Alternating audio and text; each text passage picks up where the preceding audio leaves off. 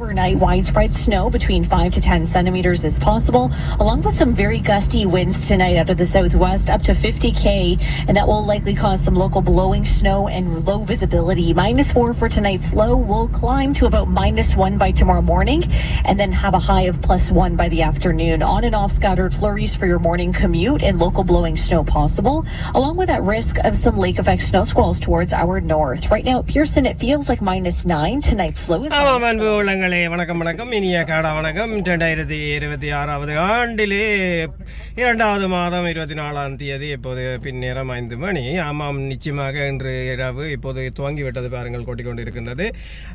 5 to centimetre என்றால் 5லிருந்து 10 centimetre snow கொட்ட போகின்றது. நாளை மீண்டும் எங்களுக்கு இந்த காலநிலை கனடாவிலே உண்மையிலேயே முழுமையாக மாறிவிட்டது இந்த வருடம். அதுவும் இந்த மாதத்திலே மீண்டும் ஸ்னோ என்றது நம்பக்கூடிய விடயமாக இல்லை. ஆனால் கொட்டப்போகின்றது. அது நாளை மீண்டும் எங்களுக்கு காலநிலை பின்னேறம் அது 0க்கு மேலே மாறுவதால் மீண்டும் எங்களுக்கு அந்த வெதர் தண்ணியாகி ஐஸ் ஆகின்ற போது எங்களுக்கு பெரிய கரைச்சலை தரும் என்பது மறக்க முடியாத உண்மை. ஆகவே எல்லோருமே இந்த வீட்டு வாசலில் உப்பை போடுங்கள், கவனமாக நடந்து கொள்ளுங்கள். ஏனென்றால் நாங்கள் வீட்டுக்குள் இருந்து வரும்போது எங்களுக்கு வெளியே இருக்கின்ற நிலைமை தெரியாது. சில மழைக்கால நிலைகளை பார்க்காமல் வருகின்ற போது காலை வைத்து விட்டால் நிச்சயமாக அது வழுக்கிவிட்டு விழுந்து விட்டால் அதை போல வேதனை ஒன்றுமே இல்லை. கை உடைந்து கால் உடைந்து மண்டை அடித்தால் வெளிநாடும் சென்று விடுவோம். ஏனென்றால் அப்படிப்பட்ட காலநிலை தான் இங்கே ஓடிக்கொண்டு இருக்கின்றது. எங்கே எப்போது சறுக்கும் என்பது தெரியாது காலநிலையை பொறுத்து.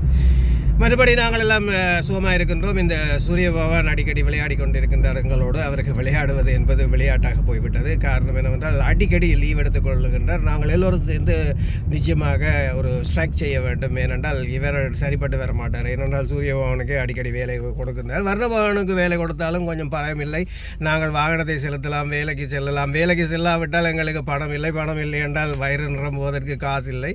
ஆனால் நாங்கள் உழைக்கின்ற காசிலேயே 10% தானே எங்களை வைத்து கெடுத்துக் கொள்கின்றோம். மீதி முழுக்க இந்த அரசாங்கம் எங்களிடமிருந்து பறித்துவிடும். அரசாங்கம் மற்றும் இங்கே எம்மை சுற்றி போடப்பட்ட இந்த வேலையால் எங்களை எல்லாம் பணங்களையும் பறித்து விடுவார்கள். ஆக உண்ணுவது ஒரு 10% தான் நாங்கள் உழைப்பதில். அந்த உழைப்புக்கு கூட போவதற்கு இவ்வளவு கஷ்டமாக இருக்கிறது. மீண்டும் சந்திப்போம் நாளை காலை. நன்றி, வணக்கம். இது ஆர்மோகன்.